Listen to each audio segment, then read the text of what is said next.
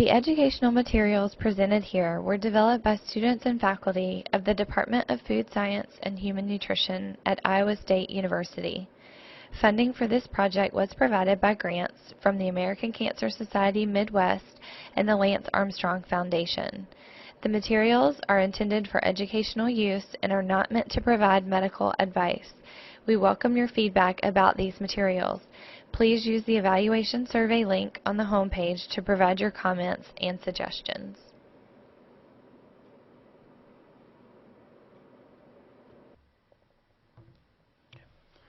Healthy habits build healthy children.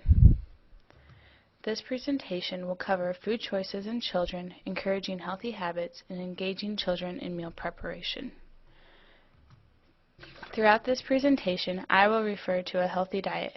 My definition will be according to the USDA's guidelines of My Pyramid.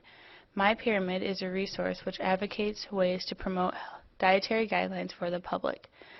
A healthy diet includes lots of fruits, vegetables, whole grains, fat-free or low-fat milk and milk products, lean meats, poultry, fish, beans, eggs, and nuts. A healthy diet is also low in saturated fats, trans fats, cholesterol, sodium, and added sugars. To explain more about the pyramid, it is broken up into 6 different food groups which should be mixed into the diet every day. Serving sizes are not explicitly mentioned because they are different for all ages. The food groups are divided into sections of different widths to represent the food groups need to be consumed at different ratios. The stair steps on the side remind us that physical activity is a very important component of living a healthy life as well and should be considered daily along with the food groups. So how do children learn to enjoy the foods they eat? Let's take a look. Naturally, children like foods that taste good to them. Studies which have focused on which characteristics of food children prefer best have found that children lean towards energy-dense foods. Energy-dense foods are foods high in sugar, salt, and fats. A study which examined the facial expressions of infants learned that at birth, infants prefer the basic taste of sweet best. This is mostly because of biological factors that mother's milk contains natural sugars, and milk is the first source of food for infants. The study has also found by introducing new flavors other than sweetness, at 6 months of age, an infant's preference can diverge away from sweetness towards other foods. From this study, we can gain that by introducing new foods to children can help increase food preferences other than sweetness. Children's food preferences are also influenced by their parents or other influential people in their lives. A study focusing on children's food environments and their eating habits found that a child's dietary habits and food preferences are developed through their surroundings. Social environments have a huge impact on dietary intake for everyone, not just children. This food preference has been found to increase when children witness their parents enjoying foods. This places a lot of emphasis on the importance of parents to be good role models to their children. Children are always watching and mimicking their parents' habits. Children can acquire similar habits of their parents. Children will set standards of expectations based on how their parents eat. If a child observes a parent enjoying fast food on a regular basis, their children will establish a standard that consuming fast food on a regular basis is the norm. However, if a child observes their parents enjoying healthy foods such as fruits, vegetables, dairy, and whole grains on a regular basis, their children will establish a standard that are the norm and will be more likely to eat these foods. The importance of introducing healthy food options in children is best because studies have shown that eating habits developed as a child can carry over into adolescence and adulthood. Another important factor when encouraging healthy dietary habits is that younger children are more easily influenced by parents' dietary habits than adolescents. This is because adolescents have already developed their eating habits and are more reluctant to change. Again, this is why it is so critical to begin introducing healthy habits in children and to continue to build on these habits as children grow. As children grow up, they become more dependent, which means the responsibility of feeding children is transferred from the parents to the child themselves. Once the adolescent years arrive, adolescents begin to only rely on their parents to supply the food for them to eat at their personal convenience. In a study focusing in on the home environment and adolescent food intake, found that the food available in the home is going to influence what adolescents eat. Increasing the availability of fruits, vegetables, and dairy products in the home will increase the consumption of these foods in children's diets. The study also found that availability of energy-dense foods, those foods high in sugar, fat, and salt, decrease the consumption of healthy foods in the home. The reasoning being is that when children are given the choice between healthy foods and energy-dense foods, they will reach for foods which appeal to them more, thus the energy-dense foods. Let's take a look at some of the negative and positive consequences of parents encouraging healthy dietary habits in children. A lack of encouraging healthy habits in a child can lead a child to not understanding the importance of consuming healthy foods. It can also lead to some negative health consequences, such as the risk of childhood obesity or obesity as an adult, increased risk of cancer, and many lifelong health risks such as high blood pressure, cholesterol, and type 2 diabetes. By encouraging healthy habits, it can also lead to positive outcomes such as children gaining awareness of healthy food options, consuming healthy food options, meeting or becoming closer to those recommended daily intakes, and building healthy habits which can carry over into adulthood. Childhood obesity is a huge concern in the public health sector. Childhood obesity cannot be linked to one main factor, but has been linked to several possible factors in a child's life. These factors include behavioral factors, environmental factors, and genetic factors. Behavioral factors would include a child having excess energy intake or eating more calories than burning, and sedentary behavior, or a lack of physical activity.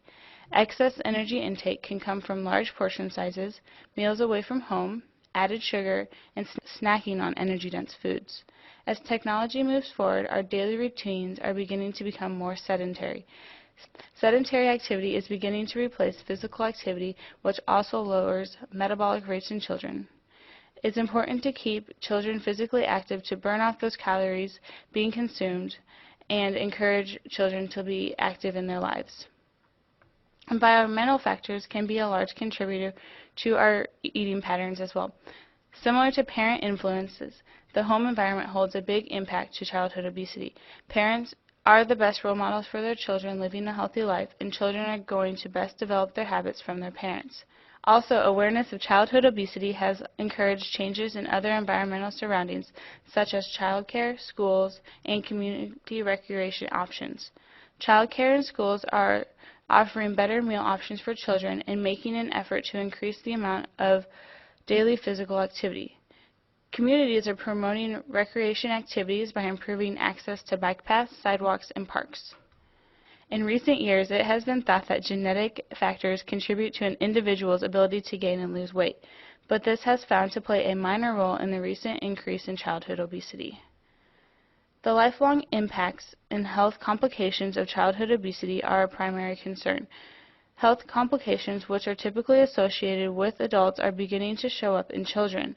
Complications include type 2 diabetes, high cholesterol, and high blood pressure. Other diseases are at higher risk in obese children, such as asthma and sleeping disorders. If no health consequences arise during childhood, childhood obesity has been found to accelerate the development of cardiovascular diseases such as heart attacks and high blood pressure, and metabolic diseases such as diabetes earlier in adulthood. Research is beginning to question if children's dietary habits can help reduce the risk of cancer later in life. Currently, there is not a lot of research available due to the duration of time required for such a study. A study done from 1937 to 1939 on family diet and health did a 60-year follow-up of the same participants. Researchers looked at the food and vegetable consumption of the participants as children with the same number of participants who had acquired cancer 60 years later. This study found a low cancer association in adults with high fruit consumption during childhood. The reasoning is thought to be attributed to the antioxidants in fruits, which are thought to prevent cancerous cells. Antioxidants help slow or prevent oxidation in cells. Oxidation of cells can lead to poor immune function, health diseases, and cancer. Red and purple fruits contain the highest amounts of antioxidants and are encouraged for people to eat because of their antioxidant levels. Children's dietary needs change by age and sex of the child. This graph illustrates the recommended servings for children according to the American Dietetics Association.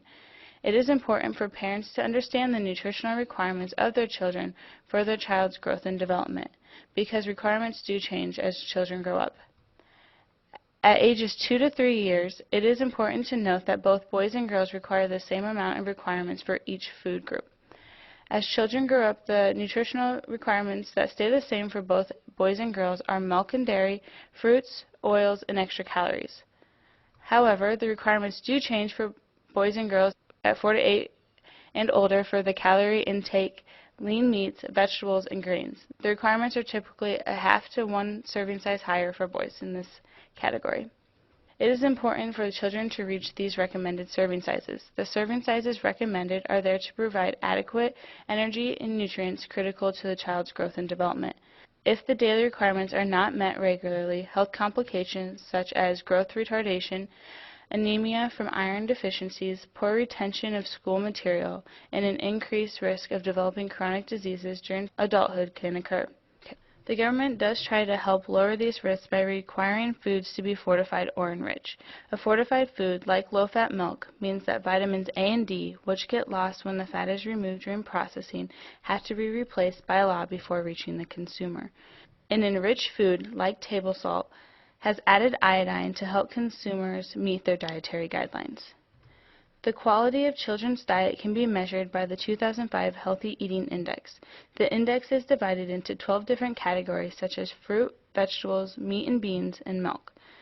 Every category is given a maximum score, which means it meets the 2005 dietary guidelines for Americans.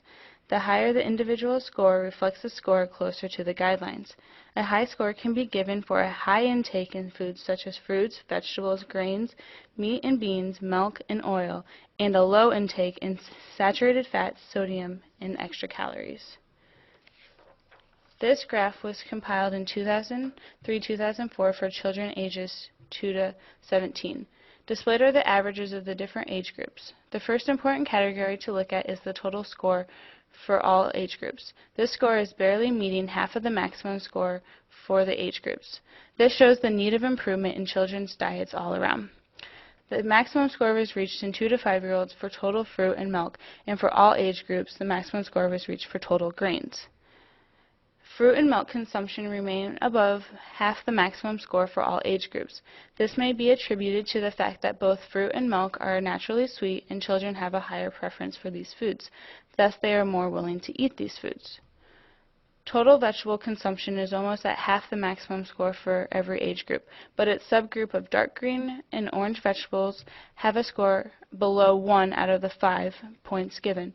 Whole grain consumption has similar low score for all age groups as well. Since these two categories are so low, a possible solution could be to continually expose children to these foods to encourage a preference. It has been found that it can take up to 8 to 10 exposures of a food before a child likes it. Another category where improvement could be made is saturated fats, sodium, and extra calories. These numbers are lower than the half of the maximum score, which means that children are eating too much of these foods. To increase these scores, children need to lower their intake of saturated fats, sodium, and extra calories. After reviewing several research articles on after-school cooking, I reached an overall conclusion that it takes more effort than informing children and adolescents about making healthy food choices for children to actually make them. Education is beneficial to establishing awareness about the variety of fruits and vegetables, different sources of whole grains, and the nutritional benefits to our bodies. The understanding that children can gain from nutrition education does not make a child enjoy healthy foods any more than they did before. While children may understand the health consequences from not eating healthy foods, the consequences are way too far away for most children to care about. Children are going to choose foods which taste best to them, no matter the nutritional value. For nutritional education to be applied, the concepts need to be welcomed into the home and reinforced by all family members, especially parents. At home, how can a child be actively involved in meal planning and preparation? Since education and nutritional awareness is not enough, a hands-on approach from parents is important to building healthy dietary habits. Actively engaging children to be a part of the food they eat through grocery shopping, meal planning, food preparation, and growing a garden will apply the nutritional education they have learned about in school. To expand on the different activities, I will show how at different age groups these activities can be applied. Getting children involved will create a personal ownership in their food because they will be a part of the process of getting the food to the table. Grocery shopping and food preparation are great ways for children ages 4 to 6 to be involved in the kitchen. While taking a 4 to 6-year-old to the grocery store is not the most ideal situation, it is unavoidable at times. The produce section of the grocery store is a great hands-on learning environment for this age group. While picking at the produce of the week, parents can point out produce of different colors and begin identifying the names of the produce. Also, as produce is being added to the cart, children can practice their counting skills. Simple food preparation skills can also be completed in the kitchen. Such skills can include gathering ingredients from the pantry, adding pre-measured ingredients, stirring batter, setting the table, and much more. Once again, grocery shopping with children is not the most ideal situation, but the grocery store is a great way for children ages 7 to 11 to learn about different food options. 7 to 11-year-olds would be great help when at the grocery store. They can speed up the shopping by having their own section of the grocery list, which they are responsible for gathering. By having them help acquire the list, they are able to see all the different food choices for one item and where they are located in the grocery store. Another great opportunity for this age group is to introduce them to the different types of grocery markets, such as cooperatives, ethnic markets, and farmers markets. All the diversity of food options will allow children to broaden their food knowledge and expand on their food preferences. Letting 7 to 11-year-olds help in meal planning by letting them pick a main dish and or side dish that they can enjoy. By letting them pick these entrees, it will give the children a sense of ownership in the meal and will be more likely to eat the meal because they picked it. They can also help in the preparation of the meal. Start by introducing utensils like vegetable peelers, can openers, paring knives, and measuring ingredients. As they continue to develop these basic skills, allow them to cook on the stove with parent supervision. At 12 years old and older, children can start planning a meal at least one night a week. Encouraging adolescents to plan a meal for the family is a great skill for them to develop. It teaches them responsibility by creating a grocery list to make sure that they have all the ingredients and planning ahead to remember things like pulling frozen food out to thaw and becoming self-efficient by cooking for themselves. It also gives them the freedom to try new recipes which are appealing to them. When preparing meals themselves, it will help children to understand how different ingredients interact together to develop flavor combinations. As children grow and become more familiar with the kitchen, encourage adolescents to be creative and create their own adjustments to old recipes. Food preparation will help children develop lifelong cooking skills. It is also a great way for busy parents to have their child help out because the children can do some of the prep work before parents get home. Growing a garden is a great opportunity to create awareness about different types of fresh herbs and produce. A garden can help show the versatility of herbs and produce because having these foods on hand will make you want to discover creative ways to utilize these products. Gardens also allow parents to demonstrate to children where our foods come from, what fresh off-the-stem produce tastes like, and problem-solving skills on how to make the food grow. Family meals are an excellent resource to utilize hands-on activities such as grocery shopping, meal planning, and food preparation. A study done by the University of Minnesota called Project E and similar studies have researched the benefits of family meals. One thing that they have found is that meal patterns gained in adolescent years have been proven to carry over into adulthood. The study also looked into how nutrition intake changes with the number of meals children eat at home. The study found as meals increase, so does the consumption of fruits, vegetables, and less soft drinks. For nutrient intakes, calcium, magnesium, potassium, and fiber intakes also increase. While the consumption of these foods do increase with the increase of family meals still are lacking in certain areas. At 7 or more recorded family meals a week, the dietary guidelines followed by my pyramid were still not met for fruits, vegetables, whole grains, and calcium-rich foods. And for nutrient intake, calcium, magnesium, potassium, vitamin E, and fiber were also not meeting daily requirements. Making a more conscious effort to have family meals, purchase and serve fruits and vegetables, whole grains, and low-fat milk at mealtime could help meet these recommendations. In summary, parents' eating habits will be mimicked by their children, so healthy habits in the home are the best practice. Start encouraging healthy habits in young children because eating habits become more permanent as the children grow. And actively engage children through grocery shopping, meal planning, food preparation,